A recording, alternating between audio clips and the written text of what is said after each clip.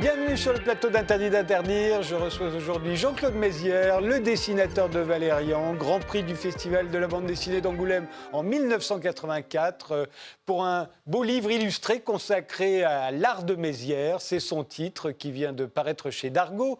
Sandra Lucbert qui publie Le ministère des Comptes publics ou Comment faire de la littérature sur la dette. Et Habib Farouk, le chanteur et guitariste du groupe Babel West, qui sera en concert le 6 novembre dans le cadre du festival Villes et musiques du monde, et Naïma Yahi, la directrice adjointe du festival. Et l'on commence tout de suite par l'image que vous avez choisie, Jean-Claude Mézières, pour illustrer notre époque. Cette image, la voici. J'ai l'impression de l'avoir déjà vue quelque part. Non, mais transposée peut-être dans quelques planètes des pots.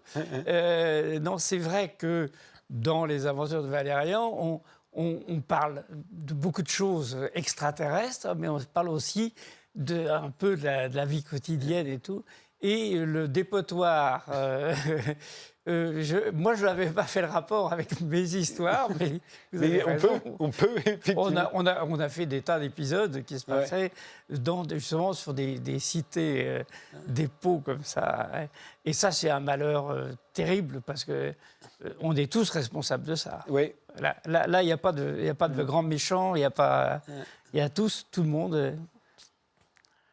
Et ça me rappelle justement, même aux États-Unis dans les années 60, lorsque je travaillais comme cow-boy dans des ranchs, etc., eh bien, sur les routes, et à un moment, on ramenait du bétail et on marchait sur la route, et pour pousser les bêtes qui en avaient un peu marre, au bout de 8 jours de marcher lentement, nous, on était à cheval, ça allait mieux, mais on ramassait des boîtes de conserve, on mettait des cailloux dedans, et on les balançait dans le milieu du troupeau pour les faire avancer un peu plus vite.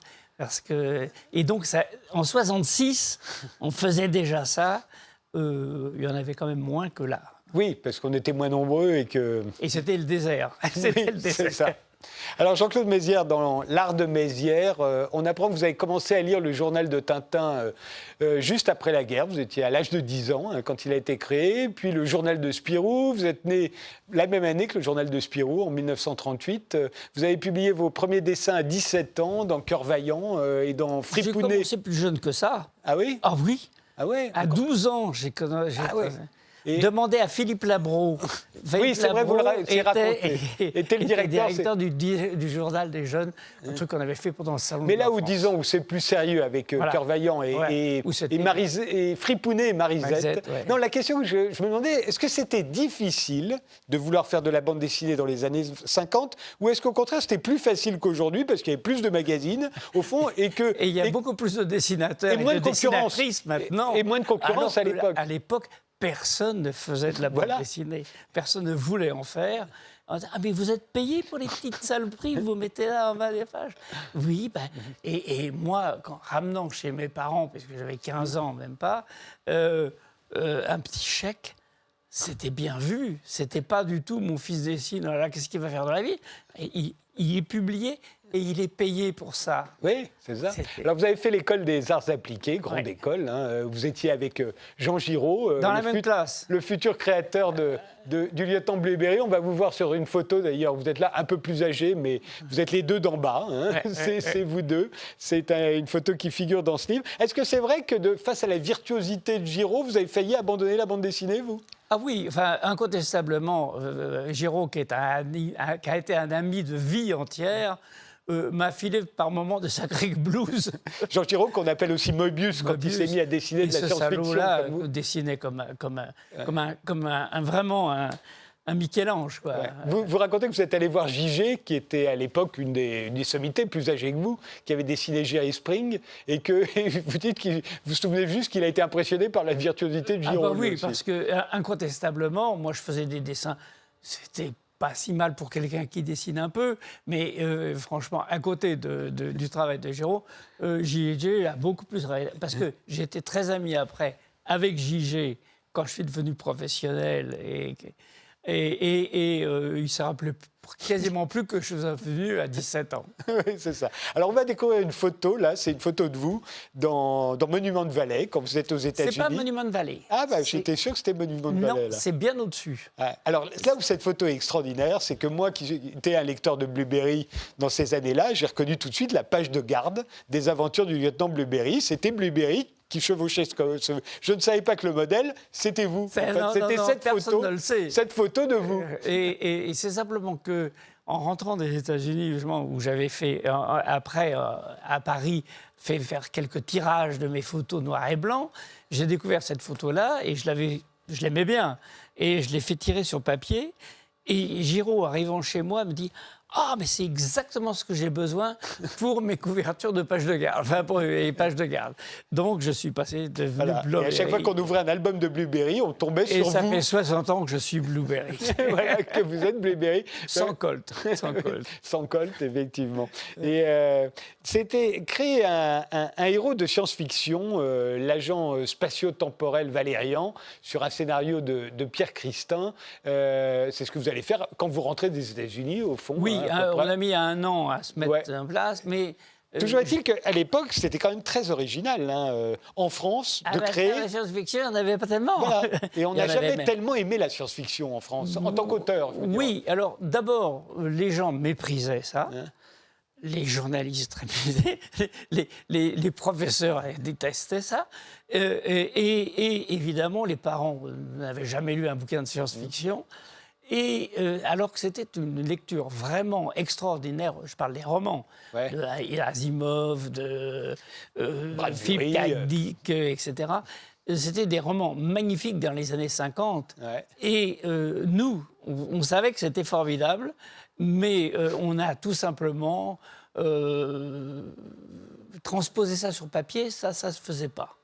Et quand Christin et moi, on a proposé à Goscinny... Qui dirigeait Pilote. Qui dirigeait Pilote. On est à la grande époque de Pilote. Après mon retour des États-Unis, où j'avais travaillé avec Christin, qui était prof d'université en Utah. Parce que lui, il avait déjà charge de famille, et donc il fallait qu'il fasse des choses sérieuses. Et on a dit, on pourrait faire une petite histoire de 30 pages dans le journal, 2 pages par semaine. Surtout pas un album, c'était pas fait pour 30 pages, c'est pas pour un album, mais c'est aussi que ça, on ne savait même pas ce qu'on pouvait faire. Il nous a donné vraiment, la grande qualité de ce directeur de journal n'était pas de dire « nos lecteurs veulent ceci et là », mais dire « vous avez essayé, envie d'essayer, allez-y, allez-y, allez-y ». Mais René Goscinny, Dieu sait s'il est l'objet d'un culte aujourd'hui en tant qu'auteur, mais en tant que directeur de journal, il paraît qu'il était extraordinaire. Il a été, je dirais, c'est quand même lui qui a accepté d'avoir Philippe Drouillet, on en parlait tout à l'heure.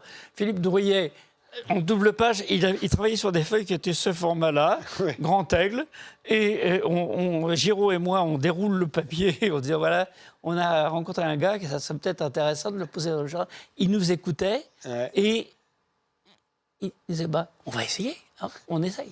Et c'était vraiment la porte ouverte à ce qui était bien, avec des échecs, avec des choses qui n'étaient pas bonnes du tout. Est-ce que vous assistiez à la conférence de rédaction de Pilote, où toutes les semaines, on décidait de... Parce qu'à l'époque, Pilote, c'était vraiment aussi un journal satirique sur l'actualité. Oui, alors là, c'était là où c'était la tendance.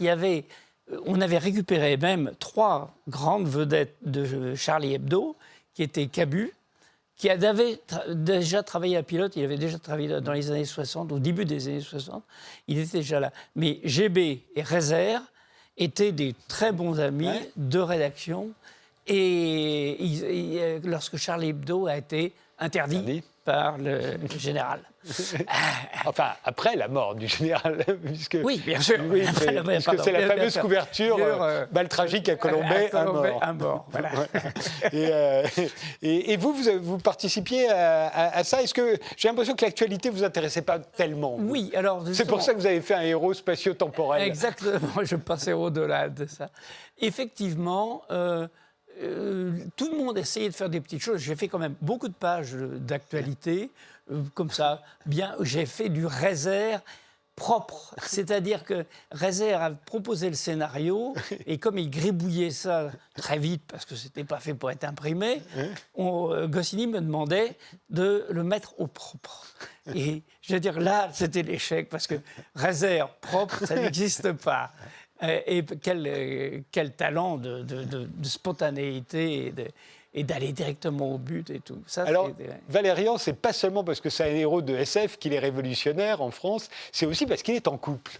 Et Valérian, il y a une nana. Voilà, il y a Laureline, et ça, c'était unique. Non seulement parce qu'il y avait une héroïne féminine, mais en plus parce que c'était un couple. Oui, et il y avait surtout qu'il y avait quasiment pas de femmes dans la bande dessinée pour petits garçons. Oui. Comme dit Christin, la bande dessinée s'était faite par des vieux petits garçons pour des jeunes petits garçons.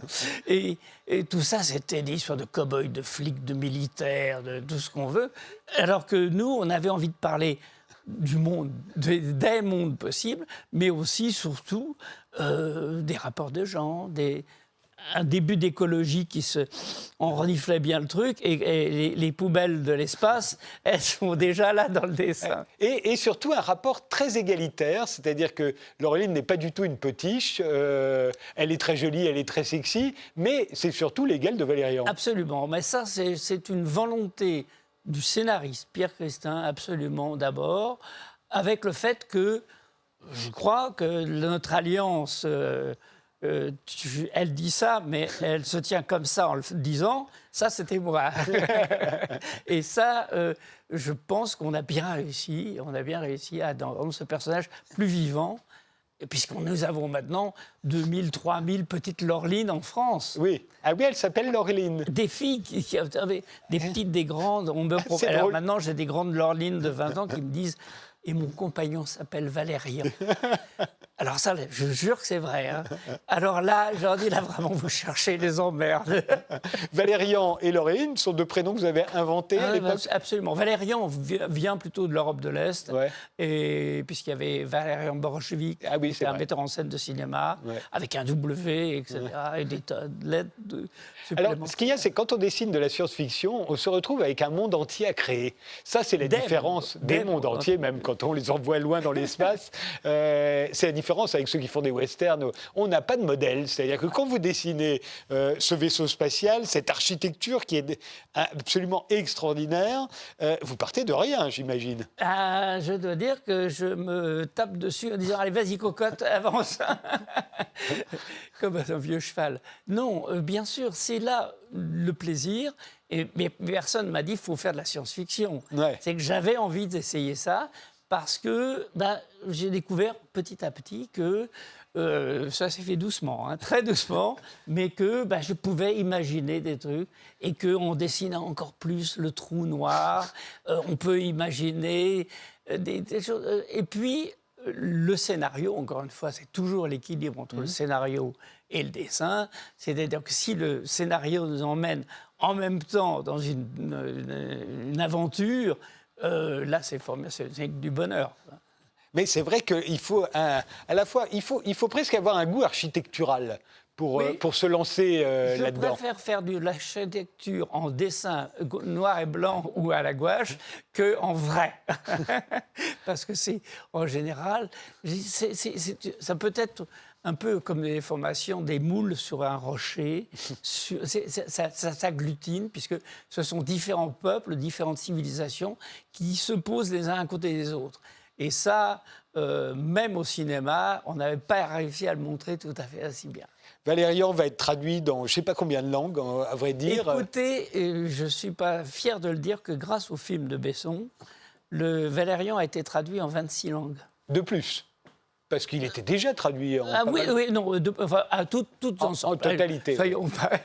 Oui, parce qu'il y avait eu déjà une série d'animations japonaises, je crois, qui a été faite à partir de Valérian. Oui, mais ça ne veut pas dire qu'il y avait des lecteurs japonais, alors qu'il y a eu des lecteurs japonais après. Quel succès au Japon, je n'en sais rien. Vous savez combien de millions d'albums vous avez vendus? Non, je ne sais pas. Aucune idée? Non, parce que...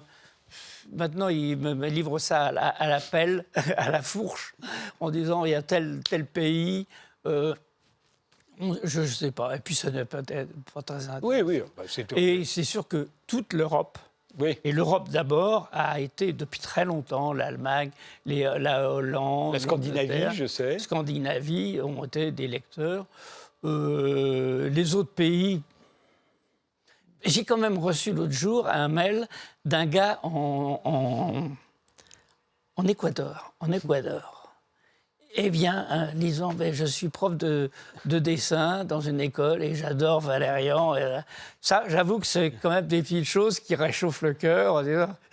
En Équateur, j'ai été regarder sur les cartes où c'était. Je n'ai jamais été en Équateur, mais... Quand on dessine un héros de bande dessinée pendant aussi longtemps, est-ce que par moment, on n'a pas envie de le faire vieillir? Par pur plaisir, par pure curiosité? Oui, alors je dirais que le progrès scientifique fait que Valérian et Laureline ne vieillissent absolument pas. Et ne vieilliront jamais. Alors que moi, oui, et mes lecteurs aussi. Oui, c'est que la temporalité aussi, s'ils veulent rajeunir, ils font un saut dans l'espace-temps plutôt, et donc ils ont Mais de vous, nouveaux... par curiosité, par amusement, vous n'avez pas eu envie, à un moment, de dessiner vieux, comme ça?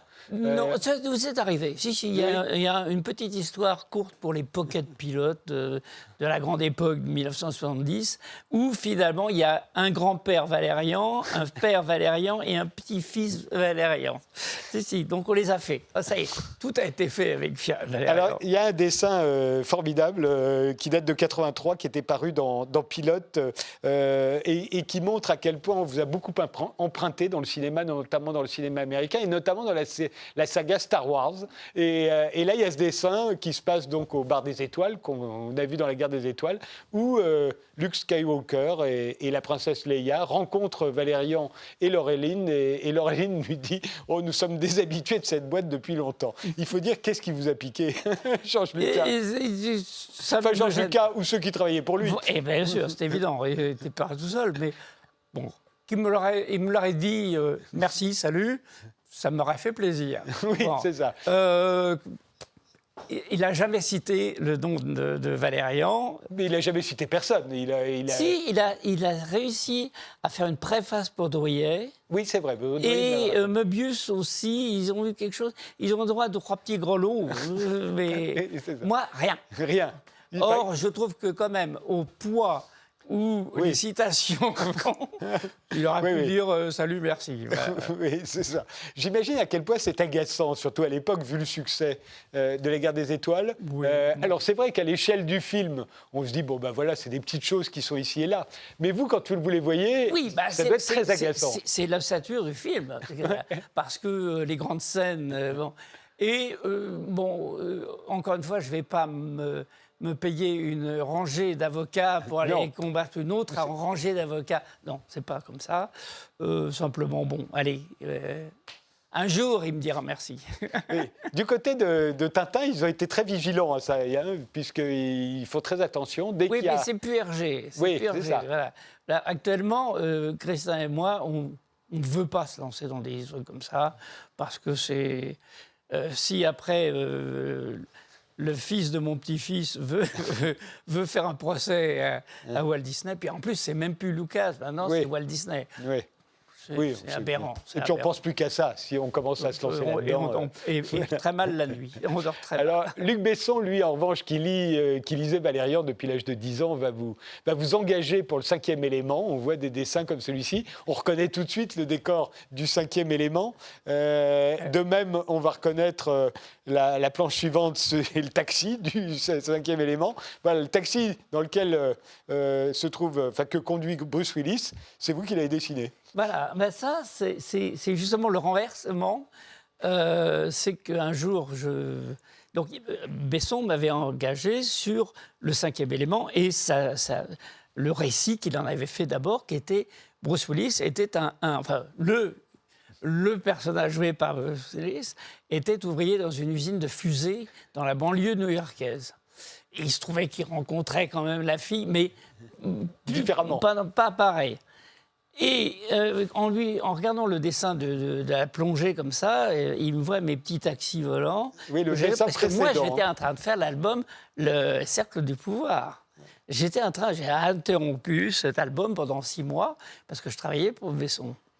Et il me dit, oh, ils sont marrants, tes petits taxis. Oh, je sais pas, bien sûr, tu veux m'en dessiner? Ben, bien sûr, voilà. Et là, hop. Et puis, pof, le film s'arrête, puisque la production de Gaumont, uniquement, qui était le producteur, ne pouvait plus fournir le carburant pour les taxis volants. Surtout, disant, il n'y avait pas assez d'argent, il fallait faire des alliances avec les Américains. Et il est parti à New York tourner Léon. Gros accueil de Léon, très bon accueil. Les producteurs américains disent « OK, on vous envoie le feu vert pour la suite de votre projet. » Et là, il s'est dit... Et moi, j'ai terminé mon album des Sacs du Pouvoir. Et je l'envoie à New York, la couverture, avec le taxi volant. Et il s'est dit « Les taxis volants, c'est pas une mauvaise idée. Je vais retravailler mon scénario. » Et ensuite, on s'en souvient, Luc Besson a adapté carrément Valérian. Là, d'ailleurs, on voit un dessin que vous aviez fait avec EuropaCorp, téléguidé par Pierre Christin et vous, les deux petits en bas. En pédalant très fort.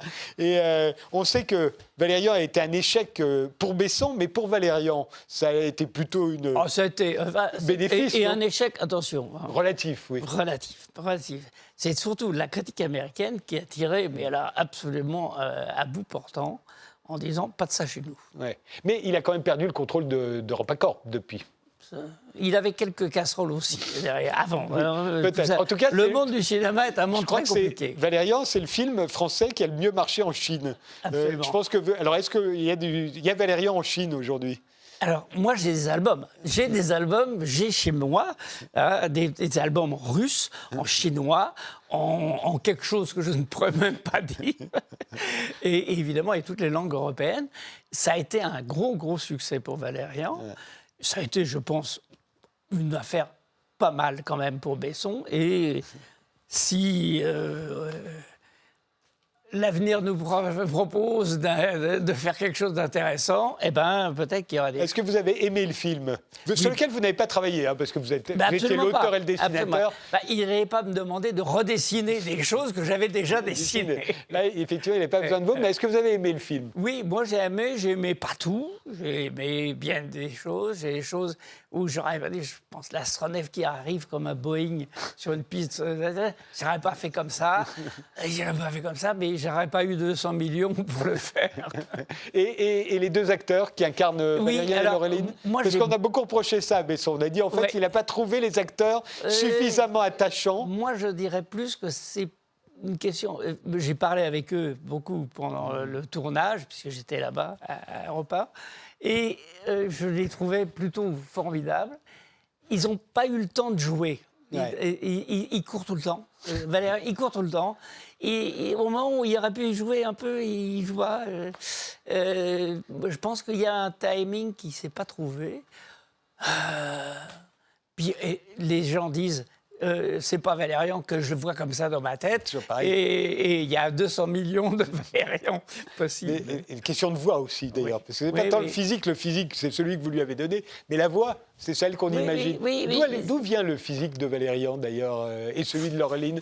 Vous vous souvenez? Parce que on parlait de Blueberry tout à l'heure. Les premiers crobards de Blueberry, c'est Belmondo. C'est Belmondo. Après, il s'en éloigne, mais au tout début, c'est Belmondo. Comme je suis un très vieux copain de Möbius, effectivement, Belmondo...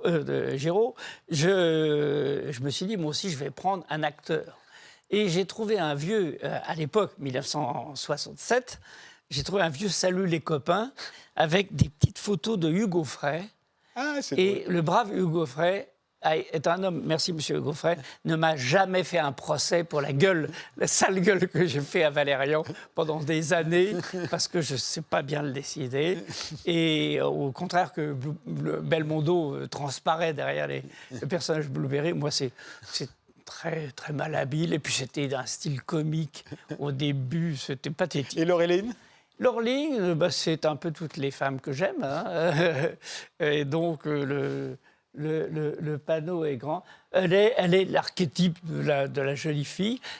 Pas la bimbo, pas la grande pétasse ravageuse, etc. Mais plus maligne que ça. Oui, et pas non plus les super-héroïnes, elle n'est pas musclée, lui non plus d'ailleurs, ils ne sont pas ultra Ils baraqués. sont surtout pas comme ça. Et ce n'est pas des gagneurs. Ouais. Ils se sont pris au milieu des événements et ils sont presque des témoins. Ce n'est pas grâce à eux qu'ils vont trouver la solution. C'est pas eux qui vont... Et l'avantage que ce soit des héros spatio-temporels, vous pouvez les mettre dans n'importe quel décor, à n'importe quelle époque, ils voyagent. J'ai encore 50 ans de carrière devant moi.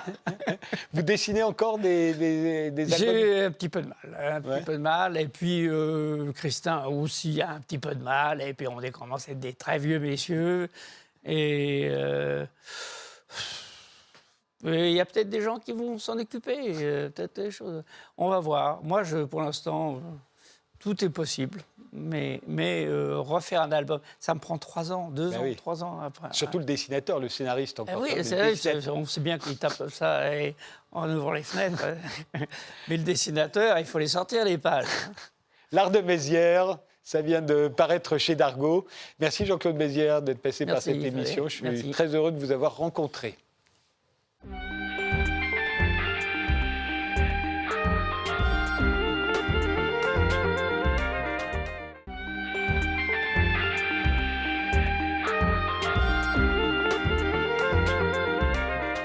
Sandra Lucbert, vous êtes écrivain, vous étiez venue dans cette émission l'année dernière pour Personne ne sort les fusils. C'était sur le procès France Télécom, considéré comme le Nuremberg du management. Vous publiez à présent Le ministère des Comptes publics chez Verdier. On va en parler dans un instant, mais d'abord une image qui symbolise à vos yeux notre époque. Et quand je dis une image, c'est plutôt 2 images. Alors racontez-nous ce que l'on y voit.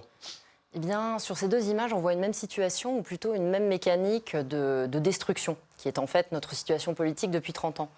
Donc, sur la première, celle où on voit François Fillon, c'est en 2017, pendant la campagne présidentielle, et il se rend ici dans une maison de retraite à Brie-sur-Marne, pour, comme le dit sa communication de campagne, confronter son programme aux réalités de terrain. Son programme consistant essentiellement en des coupes budgétaires et des augmentations du temps de travail.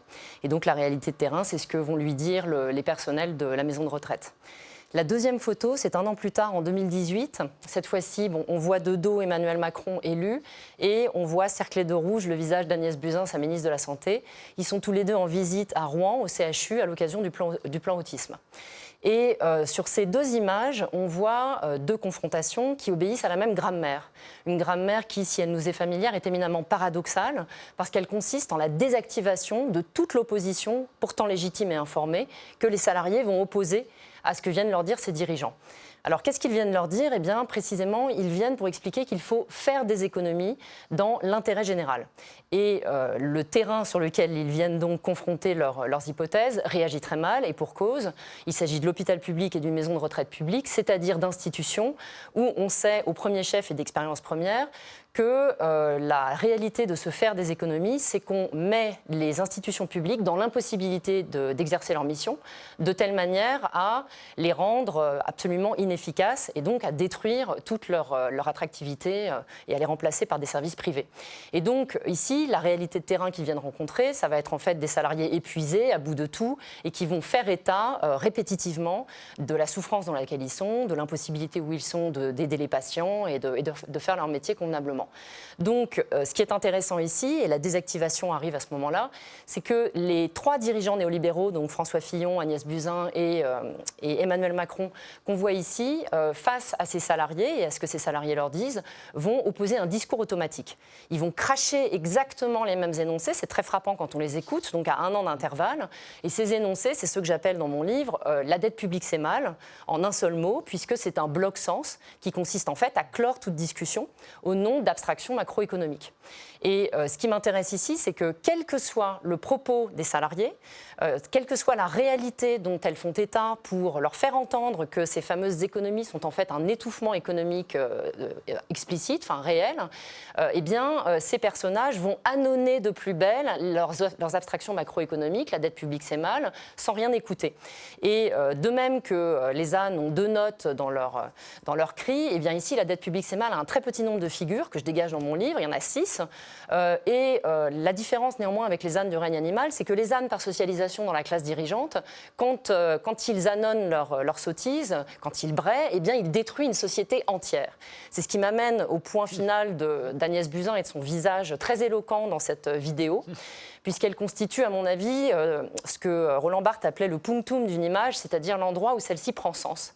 Pourquoi ? Parce que si on regarde les grimaces d'Agnès Buzyn pendant la vidéo qui correspond à cette capture, on a exactement à livre ouvert la conception de la politique du néolibéralisme, et plus exactement leur conception de la démocratie, qui est une conception consistant à penser qu'il faut dédémocratiser la démocratie, parce que les populations, ces gens, les voient comme un ramassis d'imbéciles, livrés à leurs émotions déréglées et incapables de savoir ce qui est bon pour eux.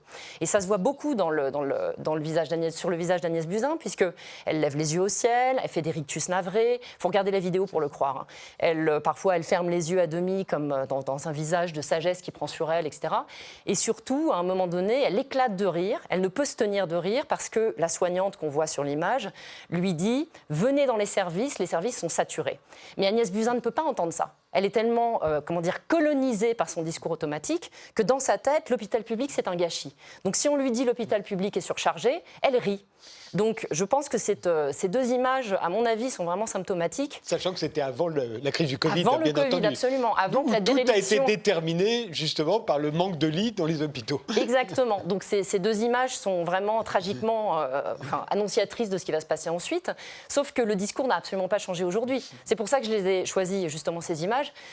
Parce qu'elles sont, à mon avis, c'est la quintessence du schème directeur de toutes les politiques publiques depuis 30 ans, c'est-à-dire la destruction délibérée des services publics et de l'État social au nom d'abstractions qui permettent de grimer ça en système d'évidence. Et je dirais une dernière chose, parce que vous m'y faites penser, pour dire à quel point ceci a une actualité assez cinglante. Édouard Philippe, il y a encore 2 semaines, a lancé un mouvement politique intitulé Horizon au pluriel, avec pour seul horizon au singulier de, je cite, remettre l'ordre dans les comptes. Donc c'est pour dire à quel point les leçons ne sont pas tirées du tout de cette situation, quoi. Voilà. Venons-en à votre livre à proprement parler, parce que dans Personne ne sort les fusils, vous traitiez de la rentabilité des entreprises, et dans le ministère des Comptes publics, c'est la rentabilité des services publics au fond. Mais dans les deux cas, c'est au langage que vous vous attaquez, celui que vous appelez le langage du capitalisme néolibéral. Oui. On est là, hein. Absolument. Moi, ce qui m'intéresse, c'est que, en effet, je travaille sur le langage, mais en tant qu'il est le soutènement symbolique d'un monde de structures, qui sont effectivement celles du capitalisme financiarisé. Et soutènement symbolique, ça veut dire que ces structures peuvent se donner carrière et peuvent renforcer l'ordre qu'elles soutiennent grâce à la défiguration langagière qui est proposée dans la langue qu'on dira hégémonique en utilisant le concept de Gramsci, c'est-à-dire celle que nous parlons tous, celle qui est devenue la direction générale de la société. Et moi, ce qui m'intéresse... Effectivement, dans Personne ne sort les fusils, j'avais travaillé sur un compartiment de cette langue qui était celui qui étaye les logiques actionnariales managériales et qui s'intitulait dans ma manière de travailler « Il faut libérer du cash flow », un seul énoncé. Et maintenant, un seul énoncé qui est « La dette publique, c'est mal ». Cette fois-ci, effectivement, c'est la branche de la finance qui est active sur les services publics, sur les entités publiques. Et justement, ce qui m'intéresse, en fait, c'est de montrer comment, dans tous les services publics, une même logique de destruction est à l'œuvre. Donc, je peux les énumérer, à la Poste, à la SNCF, à EDF, dans l'éducation nationale, dans la recherche, à l'hôpital public, dans l'audiovisuel public, à l'Office national des forêts ou dans les services judiciaires. C'est la même logique structurelle. Simplement, nous ne l'apercevons pas avec netteté et nous ne distinguons pas sa cohérence. Et ceci parce qu'un discours automatique accourt depuis 30 ans et que sa répétition même l'a institué dans nos esprits comme un système de certitude inquestionnable. Donc moi, c'est ça qui m'intéresse, c'est de comprendre comment ces défigurations opèrent et d'opposer en quelque sorte par la littérature une refiguration à toutes ces opérations de maquillage qui en fait nous dépossèdent de notre pouvoir politique. C'est ce que j'essayais de dire tout à l'heure. Et dans Personne ne sort les fusils, vous serviez du procès de France Télécom. Là, vous vous servez d'une émission de télévision, un numéro spécial de C'est dans l'air, consacré à la dette publique, que vous avez regardé attentivement et qu'au fond, que vous nous racontez. Oui, que je démonte plutôt. Voilà. Je pense que je le connais par cœur. Je peux vous le refaire. Donc, effectivement, ce C'est dans l'air. En fait, je cherchais, exactement comme avec le procès France Télécom, un objet concentrat dans lequel toutes les logiques de ce que j'essayais d'attraper pouvaient se trouver réunies. Et je l'ai effectivement trouvé sur France 5. Un spécial C'est dans l'air. En fait, C'est dans l'air, rien que dans son intitulé, clame sa vocation à être un diffuseur d'ambiance hégémonique, puisque C'est dans l'air nous explique pourquoi c'est ainsi à longueur d'émission. Et justement, ici, l'intitulé dit beaucoup de choses, puisque l'émission spéciale s'appelle Dans le piège de la dette, ce qui peu ou prou est une reformulation de La dette publique, c'est mal. Et en effet, pendant 1h30, le C'est dans l'air se livrera à une réexplication pédagogique des raisons pour lesquelles la dette publique, c'est mal. Donc, moi, effectivement, dans cette émission spéciale, j'ai trouvé la dette publique, le discours automatique de la dette publique tout entier replié, les 6 figures de style qui fonctionnent en permanence, que j'évoquais tout à l'heure, et par ailleurs, l'ensemble des personnages porteurs officiels, donc, qui, en permanence, sont là pour nous assurer que la dette publique, c'est mal. Donc, il y a 4 groupes. Oui, et puis il y a déjà Gérald Darmanin, qui à l'époque est ministre. Absolument, oui. Et donc, on voit, par la même occasion, dans votre livre, nous expliquer pourquoi il faut réduire la dette. Parce que, notamment, on raconte dans cette émission, et c'est le point de départ du livre, pourquoi on ferme une maternité. Oui. Vous l'avez écrit, le ministère des Comptes publics, compte CONTES. Oui. Pourquoi ? Parce que ce sont des comptes qu'on nous raconte, parce que ça n'est pas vrai. Alors en fait, la CONTES, c'est un genre en littérature, le genre du conte pour enfants, et il m'est venu par analogie justement de tonalité et de type de fonctionnement avec cette défiguration langagière dont je parle depuis tout à l'heure. C'est-à-dire que, par exemple, pour le capitalisme actionnarial, celui dont je parlais tout à l'heure, il s'agissait au contraire de transformer la surexploitation des salariés en épopée. Donc c'était « il faut libérer du cash flow ». Ici, il est très difficile de transformer l'attrition pure et simple de tous les services publics en quelque chose de glorieux. Donc la transformation se fait sur le versant de la terrorisation et de la moralisation. Et ces 2 registres-là, ce sont typiquement ceux du conte pour enfants. Donc c'est pour ça que j'ai utilisé ça m'est venu en fait en cours d'écriture, puisqu'il y a une similitude de registres. Et effectivement, moi c'est ça qui m'intéressait de montrer, c'est que vous évoquez la maternité d'Oedipe, et effectivement dans la scène initiale du livre, le préfet de la Drôme vient soi-disant justifier la fermeture de la maternité, exactement ce qu'on vient de voir avec les 3 autres, et lorsqu'il vient justifier, il n'a qu'un argument qui est « nous sommes comptables de la dette publique ». Et ça produit une mesmérisation sur l'Assemblée. Les gens restent interdits et ne savent plus comment réagir. Et moi, c'était ça qui m'intéressait de comprendre, mais en le portant à l'échelle en quelque sorte, puisque l'équivalent fonctionnel du préfet, mais pour l'ensemble du corps social, c'est bien sûr ce que j'appelle la conversation nationale, c'est-à-dire ce que les médias répercutent à longueur de journée. Et les médias, justement, précisément l'émission que je choisis en fait partie, essentiellement nous répercutent les raisons, le c'est ainsi hégémonique. Simplement, il fallait analyser à la fois comment ça passe dans la langue et quels sont les personnages porteurs. Je voudrais en dire un mot puisque vous l'avez évoqué tout à l'heure. Il y a 4 groupes, donc il y a le groupe des gouvernants. Et donc moi j'ai sélectionné dans le reportage parce qu'il y avait vraiment trop de choses sinon, mais j'en ai pris 4, donc qui sont 2 hommes de droite et 2 hommes de fausse gauche, donc des socialistes. Donc les 2 de droite, c'est Darmanin et Balladur, et effectivement ensuite les 2 fausses gauches, c'est Jean-Marc Ayrault et Michel Sapin. Et ce qui est intéressant, c'est qu'on les voit tous dire la même chose, donc c'est assez saisissant. Ensuite, on a 3 autres groupes. Le groupe des sages, donc, qui appartiennent à des institutions réputées indépendantes, le réputé a toute son importance. Et dans le reportage, on voit donc Didier Migaud, ancien président de la Cour des comptes, et comment s'appelle-t-il, Jean-Claude Trichet, ancien président français de la Banque centrale européenne. Ensuite, il y a les experts de plateau, qui sont assignés au plateau pour dire ce que le capital attend, quelle que soit la saison et quelles que soient les choses à dire. Si un jour, il faut dire que la socialisation, les dépenses de socialisation sont importantes, ils le feront. Vraiment, ils sont alignés sur ces réquisites. Et puis, un dernier groupe qui est composé par Caroline Roux tout entière, la présentatrice de l'émission, puisque c'est le groupe des décrypteurs. Et là, c'est une chose que j'essaye de dire, c'est que le journalisme, via le néolibéralisme, ça devient du décryptage, c'est-à-dire la réitération et survalidation de ce que le même reportage prétend questionner, en fait. Voilà. Dernière question, Sandra Lucbert. Le capitalisme transforme tout ce qu'il peut en marchandises. Je pourrais dire c'est sa vocation, c'est sa force, c'est même son génie, quelque part. Puisque depuis l'origine du capitalisme, ça se passe comme ça. Aujourd'hui, on voit bien, et c'est la raison de tout ce que vous venez de décrire, à mes yeux, mais je peux me tromper, c'est que le marché est devenu mondial et que la démocratie, elle est nationale. Et que donc, je ne vois pas ce qui peut l'arrêter aujourd'hui. Et Et à la différence de vous, je ne vois pas dans les personnages, les protagonistes, ni dans François Fillon et Emmanuel Macron, je ne vois pas des méchants capitalistes. Je vois des gens qui n'ont aucun pouvoir d'arrêter le capitalisme. Alors, je n'ai pas dit que c'était des méchants capitalistes. Non. Pour moi, c'est précisément, j'y insiste un peu, parce que c'est précisément l'intérêt de ce que j'essaye de montrer. Les gens qui sont portés par l'hégémonie ne sont pas en train de faire des opérations machiavéliques pour nous mentir ou faire ce genre de choses, absolument pas. Pour moi, ils vont là où les intensités sont, et les intensités sont là où les structures les construisent, les intensifient, et c'est ce que j'essaye de dire avec l'image du canon dans mon livre.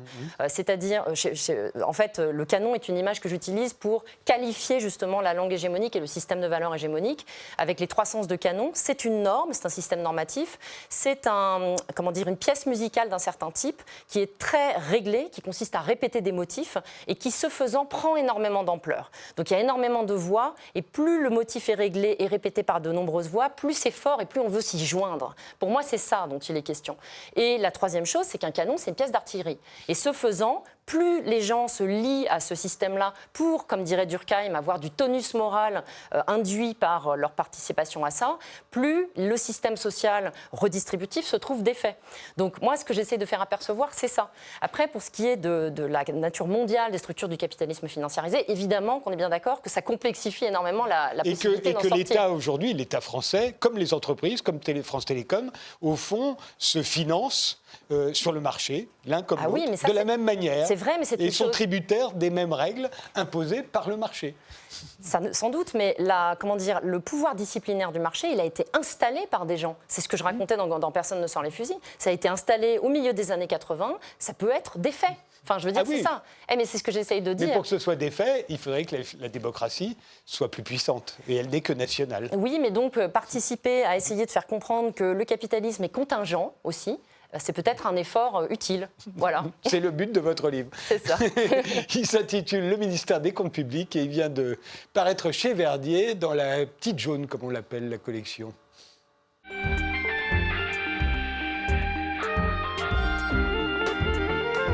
Habib Farouk, vous êtes le chanteur et guitariste du groupe Babel West qui sort un nouvel album, Houdoud, et sera en concert le 6 novembre de Pièces Cuisine au Blanc-Ménil dans le cadre du festival Ville des musiques du monde. Naïma Yahi, vous êtes historienne et la directrice adjointe du festival. On va voir tout de suite les images qui vous évoquent notre époque. Naïma Yahi, c'est celle-ci. C'est la petite Amal, cette poupée animée de près de 3,50 m de haut qui traverse la Turquie jusqu'à l'Europe et Londres, où elle doit aller à la recherche de sa maman. Et cette petite fille syrienne de 9 ans, cette fable portée par ces artistes, va à la rencontre des enfants de tous ces pays-là. Elle est passée par le Vatican, par la France, et nous l'avons reçue chez nous à Aubervilliers, au fort d'Aubervilliers, avec un travail qui a été important auprès des mineurs isolés, qui sont eux-mêmes donc ces enfants réfugiés, souvent séparés de leurs parents.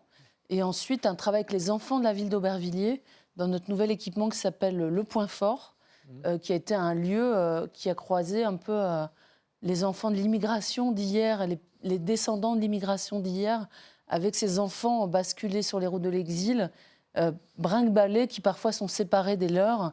Et ça sensibilise aussi nos concitoyens au sort des réfugiés, notamment aux plus jeunes. Et votre photo à vous, elle est très belle. C'est terrible d'ailleurs qu'elle soit aussi belle.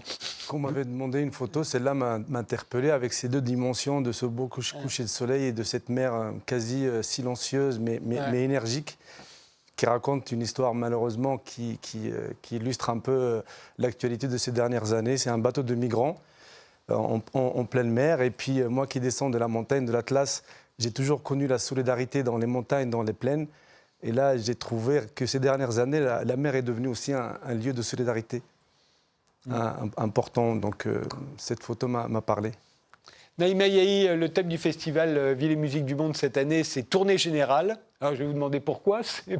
C'est dans les débits de boissons que sont nées toutes les musiques populaires. Les musiques populaires et ces fameuses musiques du monde qui viennent battre à nos cœurs ici, ces troquets, ces gourbis, ces maquis africains, c'est tablaos de flamenco. C'est un peu ça qu'on a voulu dire. Et c'est aussi une tournée générale de musique et de danse, de partage et de rencontres dans des lieux qui ont été fermés et frappés durement par la pandémie. Nos lieux de proximité qui nous ont tant manqué.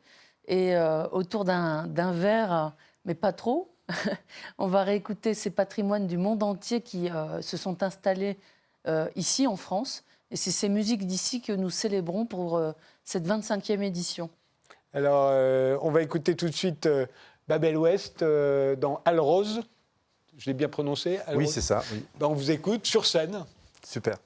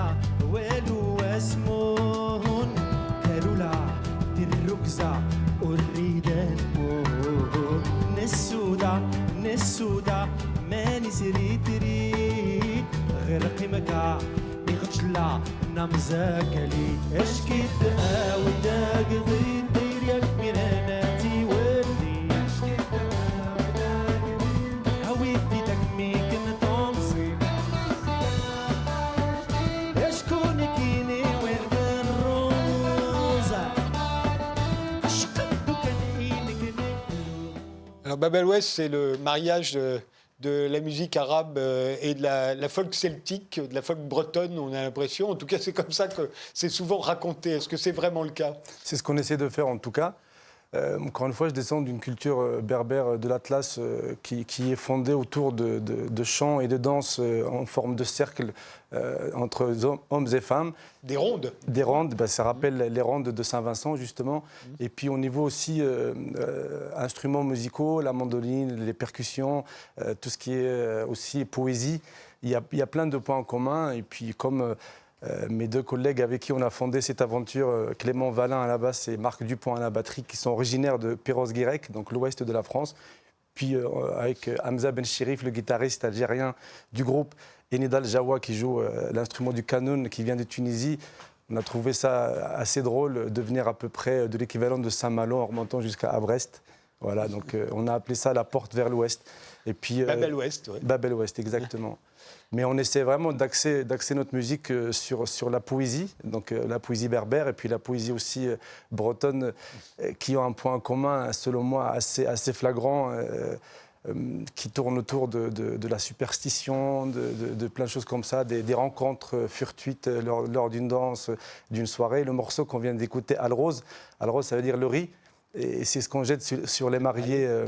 Sur les mariés, et ça raconte l'histoire justement d'un homme et une femme qui dansaient dans une ronde et puis qui se cherchaient du regard et d'émotion.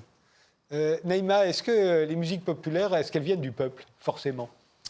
Elles n'épargnent personne, puisque même ceux qu'on peut ramener à la bourgeoisie en ont des réminiscences. Ceux qui l'inventent, je veux dire, qui sont à l'origine de ces musiques populaires. C'est impossible qu'il en soit autrement parce qu'elles sont le fruit d'une expérience sociale, d'un rapport au monde, à la nature.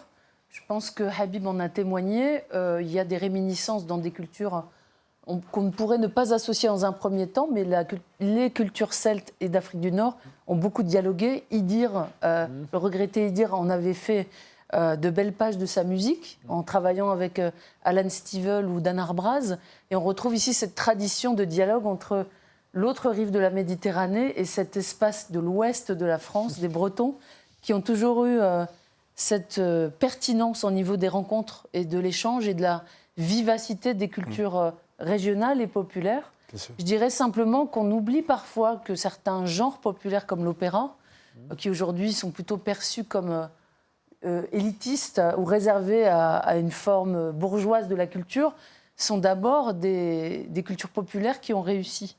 Et c'est peut-être un peu ce qu'on veut rappeler en ramenant dans l'underground des cafés, des cabarets, l'histoire et le patrimoine des musiques qu'on aime et des musiques que nous on appelle les musiques d'ici, qui mêlent les musiques et danses traditionnelles et les musiques du monde.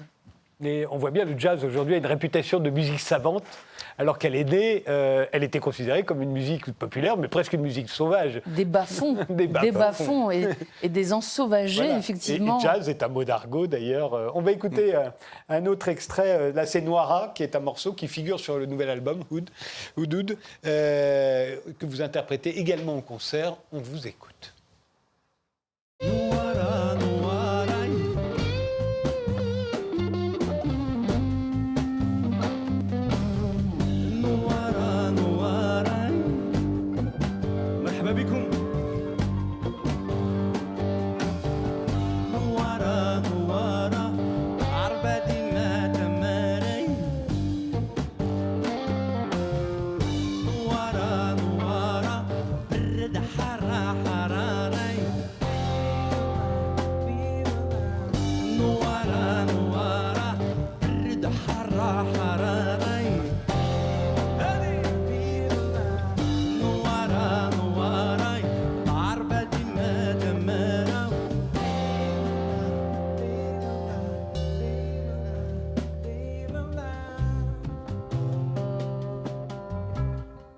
Il y a de moins en moins de bars et de bistrots en France. Si on tient aux statistiques, il devait y en avoir 500 000 en 1900, 200 000 en 1960 quand arrive la télévision. Aujourd'hui, il en reste 38 800. Enfin, c'était d'après l'INSEE en 2016. Est-ce que ça se sent quand on est musicien ? Évidemment que ça se sent. Sans remonter aussi loin, quand on a commencé l'aventure avec Babel West dans les années 2010, on faisait entre 60 et 80 cafés-concerts. Qui invitait dans les règles de l'art les musiciens et les groupes. Aujourd'hui, il y en a de moins en moins. Ce n'est pas forcément le cas de la Bretagne, une région que je vais défendre parce que c'est quand même une terre de culture et de café-concert. Mais ça se sent, oui. On fait beaucoup moins de kilomètres. On fait un peu plus de festivals dans les champs, ou des choses comme ça, d'événements, de happening. Mais c'est vrai qu'il y a 10 ans, on sent la différence entre 2010, 2011 et aujourd'hui. Il y a de moins en moins de cafés-concerts, comme on peut les définir, de cafés-concerts qui accueillent les groupes. Naïba Yahi. Sur ce point, ce qui est intéressant, c'est qu'il y a une digitalisation du rapport de l'artiste au public, et surtout pendant cette période de Covid où certains ont essayé de développer des outils numériques pour rester en contact avec leur public, mais on voit bien qu'il y a une appétence quand même des gens à vivre les concerts. On a repris la programmation cet été et il nous a semblé extrêmement important de défendre la musique live, la musique à danser, le chant, la danse, mais surtout de dire que les bars, les cafés, les petits espaces ou les cafés-concerts restent des lieux de mémoire de ces patrimoines, mais aussi des lieux légitimes pour que la qualité soit au rendez-vous. Et qu'on ne peut pas partir que sur une espèce d'homogénéisation des musiques et des goûts et des espaces de monstration que sont les très grandes salles, les très grands festivals. Je pense qu'après ce que nous venons de traverser, je reste très optimiste sur le besoin de proximité, d'intimité qu'a le public pour retrouver au plus près les artistes sur des scènes peut-être plus modestes, mais très qualitatives. Et c'est ce qui nous a inspiré cette thématique de festival, de réinvestir ces espaces-là, peut-être réinvestir les habitants, plus largement les artistes. Le 2 pièces cuisine, d'ailleurs, vous produirez le 6 novembre. C'est un des hauts lieux du Blanc-Ménil. Et a priori, son nom implique qu'il y a de l'intimité. Il y a de l'intimité, mais il y a de la qualité. Merci tous les deux d'être venus sur le plateau d'Interdit d'interdire. Le festival, c'est jusqu'au 14 novembre 2021. Et puis il y a votre disque Houdoud, le nouveau disque de Babel West. Merci de nous avoir suivis et rendez-vous au prochain numéro.